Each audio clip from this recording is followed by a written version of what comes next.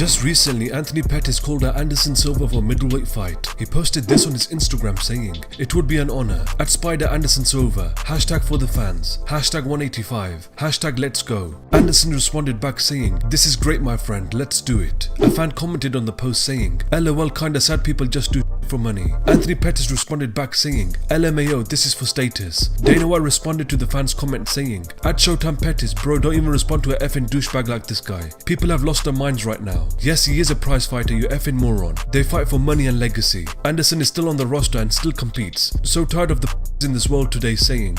UFC Lightweight champion Khabib Nurmagomedov gave his picks for UFC 251, which will take place on Yas Island in Abu Dhabi. On an ESPN post, he commented saying, "Usman, Yan, Holloway." Recently, John Jones has publicly mentioned that he will sit out until he gets the deal that he wants. He posted this on his Twitter saying, "If me sitting from fighting somehow helps some fighters in the future get taken care of better, well, I did my job. You're welcome." Iaquinta responded back saying, "Simply sitting out may not make much difference. The fighters have to be brought together. You have the platform and the power to bring a few more champions on board." Ali Abdelaziz, in a recent interview with Brett Okamoto, says that he won't be able to convince Khabib to fight Conor in a rematch. For him to fight Conor, I can't convince him to fight Conor. It's gonna be, he told me, I'll fight this piece of again, because he's easy money. And for maybe, honestly, right now, if you ask me now, I don't think that people give Conor a chance. I don't think so. Khabib's different. I don't think Khabib can, he's just different. I don't think Dana White know that. You respect that. The UFC know that.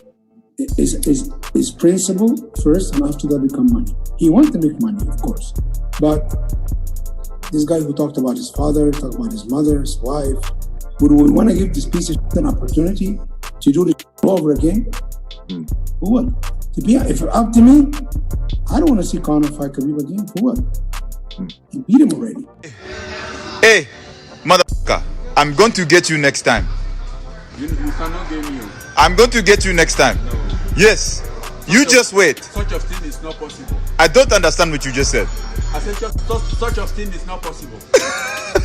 Kenny Florin on the Anik and Florin podcast speaks on Sean O'Malley's performance at UFC 250. It's a couple things, right? I will say that O'Malley continues to improve and impress, in my opinion. I also say I understand he doesn't have a manager right now, or hasn't had a manager for a little bit, but whoever is making those decisions of deciding who he's going to fight and when he's going to fight them deserves a lot of credit as well. It's it's him. Okay, well, he's a smart guy and he knows exactly what he's doing. He's picking the right fights for where his skill level is at, where his experience is at, and that's just going to give him that much more momentum, that much more confidence, and that much more playing time to figure out exactly what he can and can't do in a mixed martial arts bout. And you're seeing improvement. I thought the way that he was moving, the relaxation to me is also impressive of how composed he is. He's not a guy who's super tense. He's relaxed when he punches. I thought his feints looked really sharp. And what separates him, to get a little bit nerdy here on his striking, it's one thing to feint. It's another thing to feint and be in a punching position to take advantage of it. That's why Wineland was so hesitant in coming forward. Those feints were really scary to him because O'Malley was feinting him and then ready to strike if need be. And when he did, he made it work for him and made Wineland pay for coming in. Wineland, yes, he has been, dropping his hands. He's been doing it for years, but very few have been able to truly take advantage of it and not get hit like Sean O'Malley. So just lovely stuff there from Sean O'Malley. I think so. Listen, you look at his striking, you look at his reach, that's always going to be a problem, I think, moving forward. And I'm sure he knows this. Sean just needs to continue to work on his wrestling and on his grappling. So when he gets to that elite 15, those guys who are really kind of trying to take him down and make him pay there, he's ready. And if he's able to do that and he's doing the work, he's going to be a tough guy to beat, man.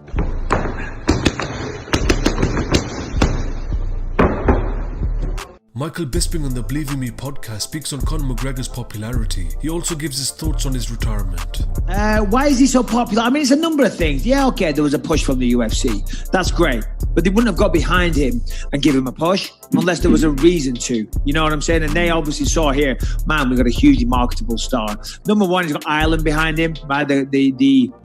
The country of Ireland, but also a large percentage of Americans have Irish heritage, you know. So there's in America, a lot of people are going to get behind that person.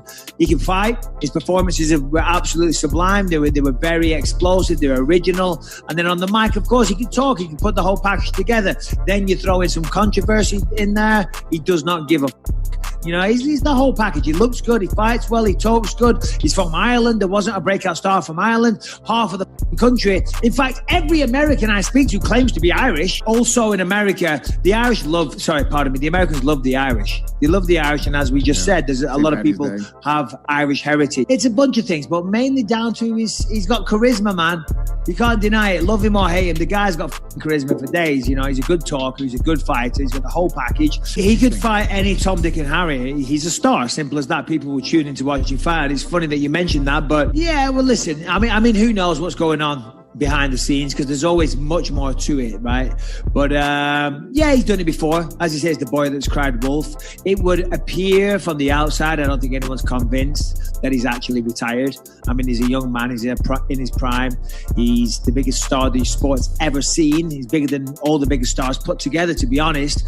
And he's an absolute, you know, he's a cash cow. He's the cash cow, simple as that. And there's money to be made, and he's not going to leave that in there. I don't think. Who knows? Listen, he has achieved a lot. He's got a huge brand name. He doesn't really need to fight again. So maybe there is, but I doubt that it's a real retirement. And Glover Teixeira in an Instagram live with Bert Watson speaks on how he got into MMA. Tell us a little bit about how you got started, where you're from, where you got started, why you got started.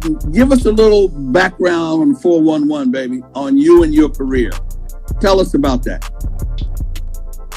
You know, I'm from Sobralia, Brazil. You know, a small town in Brazil, a country. I would grow up in a farm, doing farm work with my dad, and I had a dream to come to the United States because, you know, a lot of people from that town was coming here at the time, and I had a dream to come over here, make some money, go back and live my life there.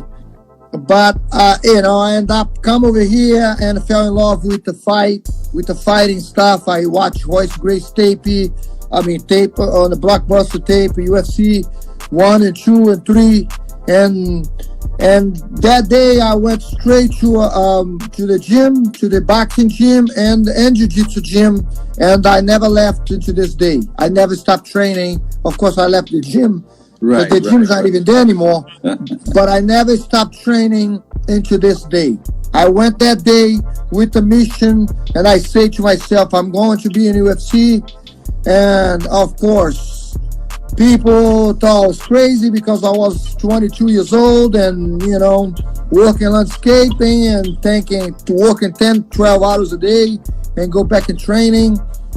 But I didn't think it was a crazy idea. I just keep going, and I'm here, my friend. Let's go. Hey, hey, hey, hey,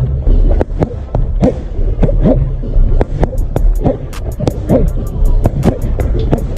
hey, one more.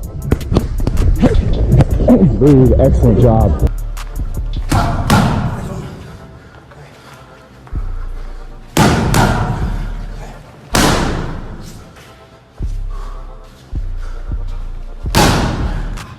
Segundos.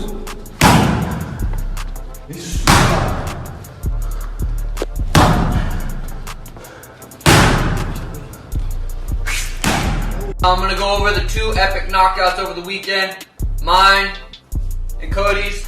Did a deep left body kick. And then I came down, I planted, and I threw a hard right hook. That landed big time. That wobbled him a little bit. Then I did a switch stance. This was I did a switch stance to a head kick, boom, went over his head, I readjusted, and that's when I threw the boom, and knocked his ass out. But then Cody's was pretty cool this weekend. His was kind of just like, wow, how do you do it?